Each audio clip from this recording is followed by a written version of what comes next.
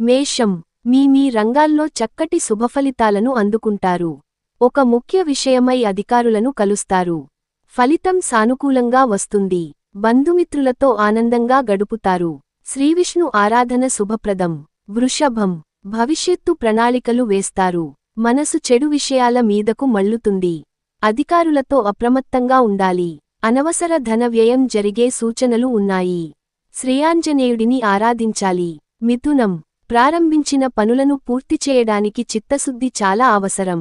అనవసర విషయాలతో కాలాన్ని వృథా చేయకండి. సాహసోపేతమైన విజయాలు ఉన్నాయి. శివారాధన వల్ల అంతా మంచి జరుగుతుంది. కర్కాటకం, బుద్ధిబలంతో వ్యవహరిస్తే ఆటంకాలు దూరం అవుతాయి. ఎలాంటి పరిస్థితులలోనూ మనోధైర్యాన్ని కోల్పోరాదు. అనారోగ్య సమస్యలను నిర్లక్ష్యం చేయకండి.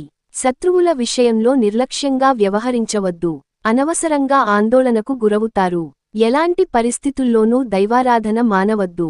సింహం, ప్రారంభించబోయే పనుల్లో మంచి ఫలితాలు రాబడతారు. మీ రంగాల్లో అనుకూల వాతావరణం ఉంటుంది. ఇష్టమైన వారితో కాలాన్ని గడుపుతారు. శ్రీయాంజనేయుడిని ఆరాధిస్తే మంచిది. కన్య, ప్రారంభించిన పనులను విజయవంతంగా పూర్తి చేయగలుగుతారు. ఆర్థికాభివృద్ధి కోసం చేసే ప్రయత్నాలు లాభాన్ని చేకూరుస్తాయి.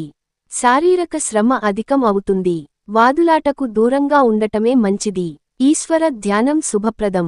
తుల, కీలక వ్యవహారంలో పెద్దలు మీకు అనుకూల నిర్ణయం తీసుకుంటారు. కుటుంబ సభ్యుల మాటలకు గౌరవం ఇవ్వడం మంచిది. కోపతాపాలకు పోకండి. మనసు చెడు పనుల మీదకు మళ్లుతుంది. శివాష్టోత్తరం చదవాలి. వృశ్చికం, కర్మసిద్ధి ఉంది.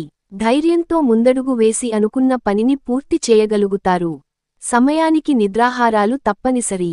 బద్ధకాన్ని దరిచేరనీయకండి. శ్రీవేంకటేశ్వరస్వామి సందర్శనం శుభప్రదం.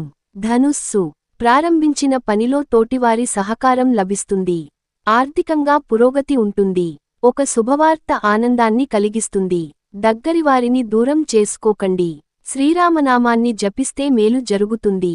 మకరం, వృత్తి, ఉద్యోగ, వ్యాపారాలలో మీ అభివృద్ధికి సంబంధించిన శుభవార్తలు వింటారు.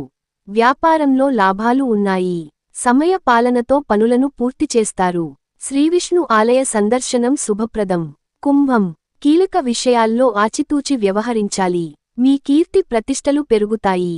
బంధుమిత్రులతో కలిసి కొన్ని ముఖ్యమైన నిర్ణయాలు తీసుకుని భవిష్యత్తు ప్రణాళికలు వేస్తారు. హనుమాన్ చాలీసా చదవాలి. మీనం, చక్కటి ఆలోచనలతో ముందుకు సాగండి. కొన్నాళ్లుగా ఇబ్బంది పెడుతున్న ఒక సమస్యకు పరిష్కారం లభిస్తుంది. కుటుంబంలో చిన్నపాటి సమస్యలు వస్తాయి.